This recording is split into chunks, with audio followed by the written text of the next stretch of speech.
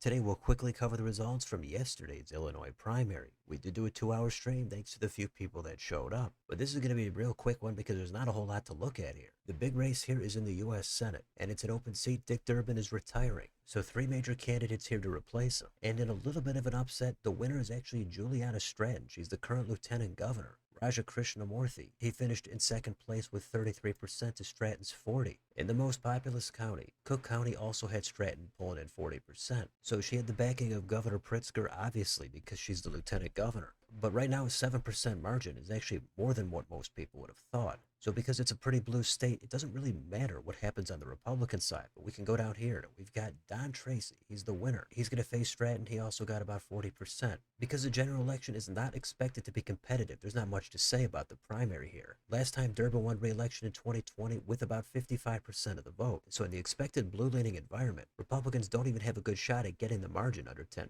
Well, let's move on to the other races. We've got governor, and incumbent Pritzker is running for a third term, and he's unopposed, but it's going to be a rematch. The Republican nominee is Darren Bailey. He got over 53%, and he did do much better in the southern part of the state. Now, 4 years ago, Pritzker also got about 55% of the vote. So if you're going to lose by 15 or 16%, I don't know how much better it's going to go in a rematch in this environment. I suppose on a great night, it could just barely get under 10%. But nobody's expecting these races to really be remotely competitive in November. Something could change, but it's unlikely. Now, the rest of the races are going to be in the U.S. House, and none of these are also going to be competitive in the general. But for the Dems in the 2nd District, it's an open seat. The winner here, also with about 40% of the vote, is Donna Miller. She fended off a challenge from former Congressman Jesse Jackson Jr., so pretty much a guaranteed win for her in November. In the 7th District, kind of a close one here, but LaShawn Ford is the winner with 24%. Now, because there's no runoffs here, you can be the nominee with 20 or 30% of the vote. I'd like to see a runoff happen because I don't think it's satisfying seeing somebody win a race with not even 25 or 30% of the vote. Moving on to the 8th, former Congresswoman Melissa Bean, she's going to be the nominee again. She's at about 32% over a more progressive challenger.